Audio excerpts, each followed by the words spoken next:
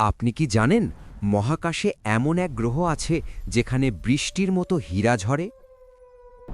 পৃথিবী থেকে কোটি কোটি মাইল দূরে অবস্থিত এই রহস্যময় নীল দানব গ্রহটি হল নেপচুন। এর বায়ুমণ্ডলের গভীরে চাপ আর তাপ এতটাই বেশি যে তা আমাদের কল্পনার বাইরে। এই প্রচণ্ড চাপে বায়ুমণ্ডলের মিথেন গ্যাস ভেঙে কার্বনে পরিণত হয় এবং তা শক্ত হীরায় রূপান্তরিত হয়। আর এভাবেই শুরু হয় সেই অবিশ্বাস্য হীরার বৃষ্টি। হাজার হাজার হীরা টুপ টুপ করে নিচে ঝরতে থাকে। বিজ্ঞানীরা মনে করেন গ্রহটির গভীরে হীরার তৈরি বিশাল সমুদ্র বা ভাসমান পাহাড়ও থাকতে পারে।